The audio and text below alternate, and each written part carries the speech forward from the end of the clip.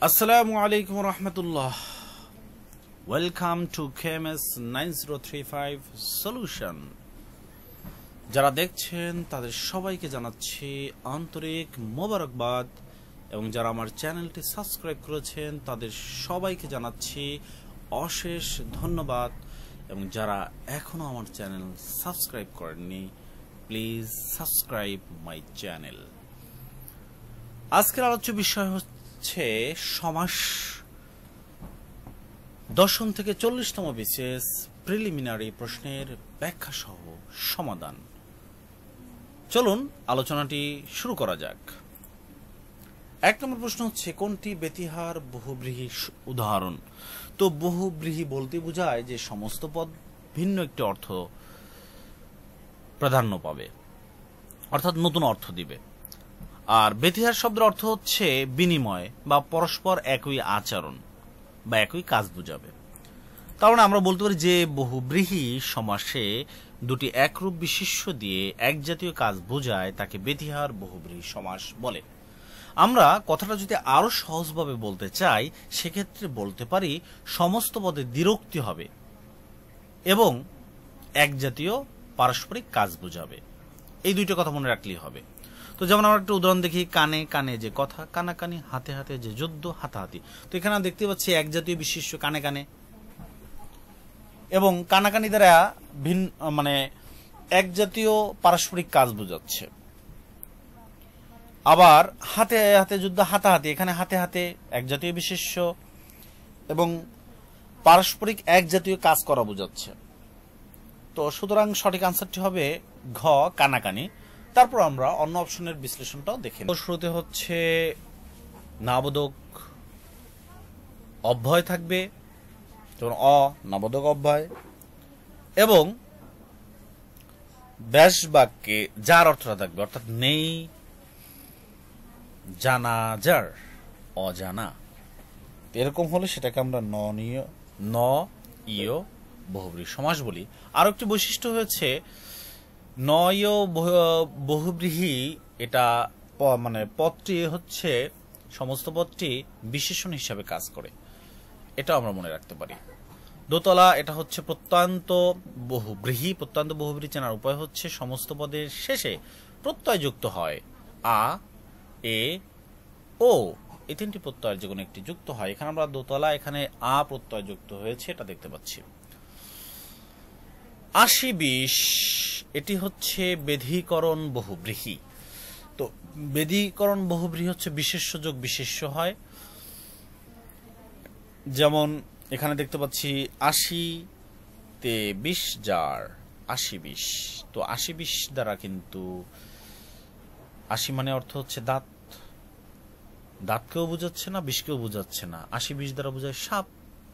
তো এই জন্য এটাকে বলা হয় বেধীকরণ বহুব্রীহি। বেধীকরণ বহুব্রীহি দুটি বিশেষ্য, 80ও বিশেষ্য আবার 20 হচ্ছে বিশেষ্য, আবার এটা কিন্তু পারস্পরিক কোনো কাজও বোঝায় না। তো কানাকানি, এটা তো আগেই বলে ফেলেছি ব্যতিহার বহুব্রীহি, সুতরাং সঠিক আনসারটি হবে ঘ, কানাকানি। 2 নম্বর পুষ্প সৌরভ। পুষ্প সৌরভ এর ব্যাস বাক্যটা হচ্ছে পুষ্পের সৌরভ। তো আসলে তার মানে আমরা কি বলতে পারি, এখানে আমরা যদি একটু খেয়াল করি আমরা দেখব বিভক্তি লোপ পেয়েছে। এরকম যদি বিভক্তি লোপ পায় এবং পরপদ যদি প্রধান হয় সেটাকে বলা হয় তৎপুরুষ। আমরা দেখতে পাচ্ছি পুষ্প সৌরভ, এখানে প্রধানকে সৌরভ, সৌরভটাই মেইন প্রধান পদ হিসেবে কাজ করতেছে। সুতরাং সঠিক আনসার হবে ক, তৎপুরুষ সমাস। 3 নম্বর জলে স্থলে। তো এখানে বিভক্তি লোপ পায় নাই। তার চেয়ে বড় কথা হচ্ছে হাইপেন দেখতে পাচ্ছি। হাইপেন দেখলে সেটা দ্বন্দ্ব সমাস, সমস্ত পদে যদি দেখতে পাই। আর যেহেতু বিভক্তি লোপ পায় নাই, লোপ না পাইলে সেটাকে বলা হয় অলোক, সুতরাং এটা হচ্ছে অলোক দ্বন্দ্ব সমাস। সুতরাং সঠিক আনসার হচ্ছে গ। 4 নম্বর বিস্ময়াপন্ন সমস্ত পদটির সঠিক ব্যাসবাক্য কোনটি। বিস্ময়াপন্ন এর সঠিক ব্যাসবাক্য হচ্ছে বিস্ময়কে আপন্ন। আপন্ন মানে হচ্ছে এখানে যেটা অর্থ ব্যবহৃত হয়েছে সেটা হচ্ছে প্রাপ্ত, অর্থাৎ বিস্ময়কে প্রাপ্ত। কিন্তু আমরা অন্য অন্যগুলো যদি অর্থ করতে যাই সেক্ষেত্রে কিন্তু উল্টো অর্থ হয়ে যায়, বিস্ময় দ্বারা আপন্ন। এখন তার মানে হয়ে যায় কি, বিস্ময় দ্বারা প্রাপ্ত, কিন্তু সেটা তো এখানে বিস্ময়াপন্ন বলতে সেটা বোঝাচ্ছে না। বিস্ময় আপন্ন, যে বিস্ময় দিয়ে প্রাপ্ত, এটাও বোঝাচ্ছে না। বিস্ময় যে আপন্ন, তো বিস্ময় দ্বারা যে হচ্ছে প্রাপ্ত, তো সেটাও সেই যাকেও কিন্তু বোঝাচ্ছে না। এজন্য ক, খ, ঘ এই তিনটি অপশন হবে না, গ বিস্ময়কে আপন্ন, এই আনসারটি সঠিক হবে। 5 নম্বর, সমাস ভাষাকে ড্যাশ, তো এটা ক নম্বর অপশনটি সঠিক হবে সংক্ষেপ করে। 6 নম্বর, কোনটি দ্বন্দ্ব সমাসের উদাহরণ? তো এটা তো খুবই সহজ, হাইপেন থাকবে দ্বন্দ্ব সমাসের উদাহরণে সমস্ত পদের। তো আমরা এখানে দেখতে পাচ্ছি খ নম্বর অপশনে কি রয়েছে, হাইপেন রয়েছে, সুতরাং সঠিক আনসার খ হবে। 7 নম্বর, জজ সাহেব, তো এটার ব্যাস বাক্য হচ্ছে যিনি জজ তিনি সাহেব, এরকম যিনি তিনি থাকলে সেটা হচ্ছে কর্মদ্বারায় সমাস হয়, সুতরাং সঠিক আনসারটি হবে খ, কর্মদ্বারায় সমাস। 8 নম্বর, মধ্যপদলোপী কর্মদ্বারায় এর দৃষ্টান্ত বা উদাহরণ। তো আমরা যদি একটু খেয়াল করি দেখব ক নম্বর অপশন রয়েছে ঘর থেকে ছাড়া, তো বিভক্তি লোপ পেয়েছে, পঞ্চমী বিভক্তি লোপ পেয়েছে, এবং এটা যদি আমরা দেখি সেক্ষেত্রে পরপদ প্রদান রয়েছে, এজন্য এটি হবে পঞ্চমী তৎপুরুষ সমাস, কারণ এখানে ছাড়ার ব্যাপারটাই কিন্তু আসল।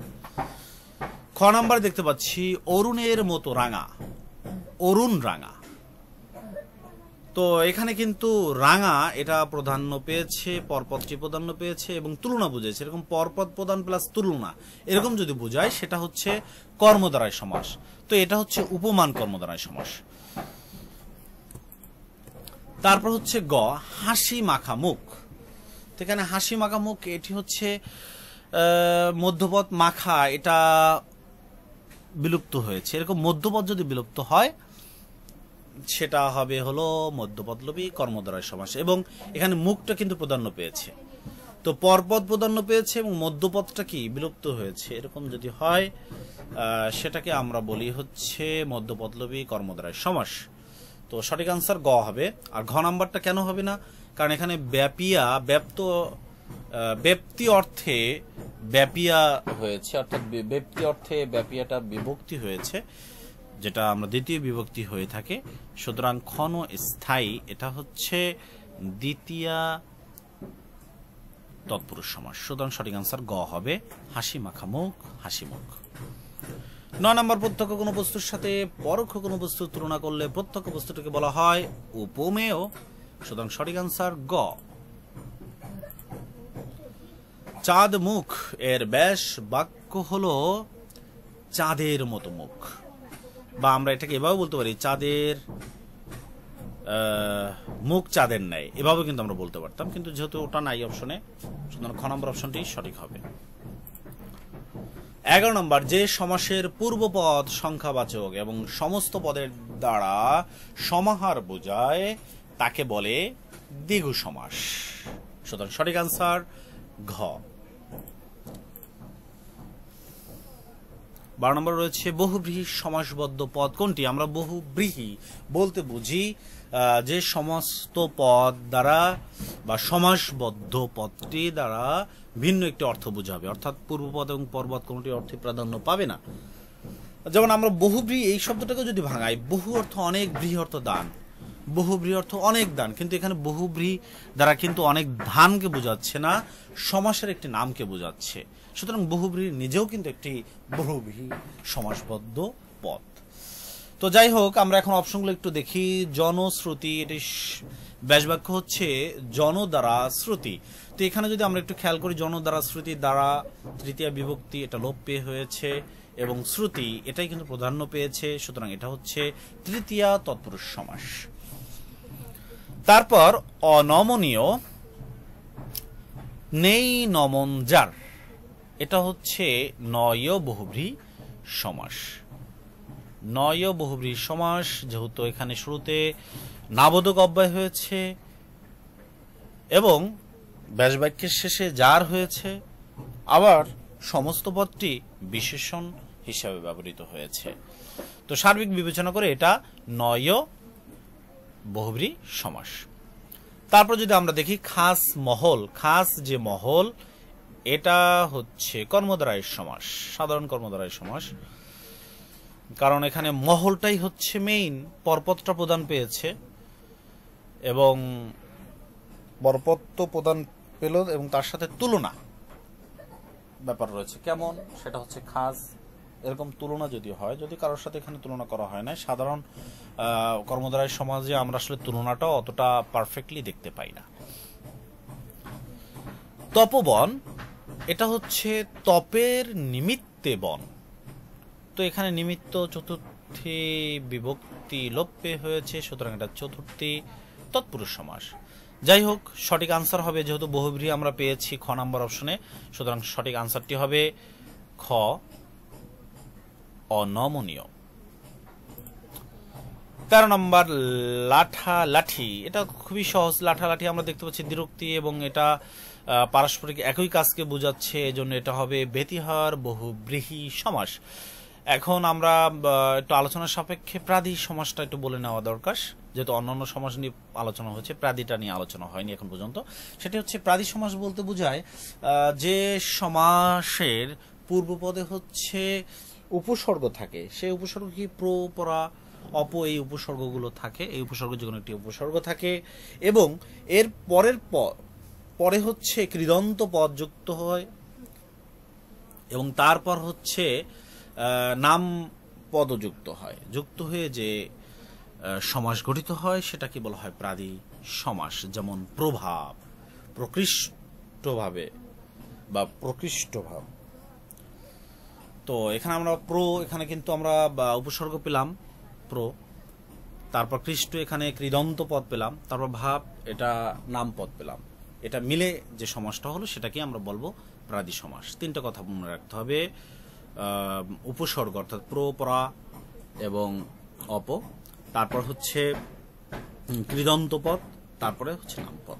এই তিনটে পদের সমন্বয় যে সমাস গঠিত হয় সেটাকেই বলা হয় হচ্ছে প্রাদি সমাস।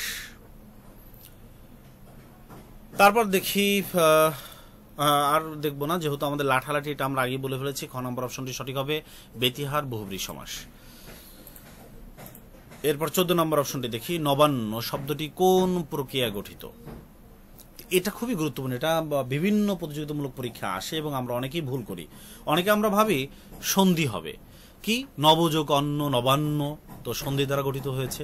না, সন্ধি কিন্তু আসলে কোনো শব্দ, নতুন কোনো শব্দ গঠন করে না।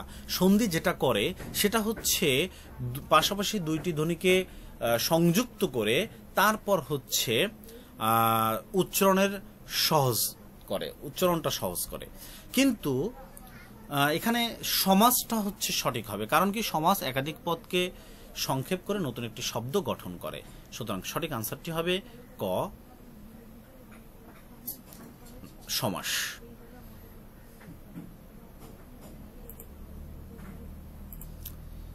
তারপর দেখি 15 নম্বর, যে সমাসের ব্যাসবাক্য হয় না কিংবা তা করতে গেলে অন্য পদের সাহায্য নিতে হয় তাকে বলা হয় নিত্য সমাস। সুতরাং সঠিক আনসার হচ্ছে ক। তো আজকে এ পর্যন্তই। যারা আমার চ্যানেলটি এখনো সাবস্ক্রাইব করেননি প্লিজ আমার চ্যানেলটি সাবস্ক্রাইব করবেন এবং সবার শুভকামনা রইল। আবারও অন্য একটি ভিডিও নিয়ে দেখা হবে। আসসালামু আলাইকুম ওয়া রাহমাতুল্লাহ।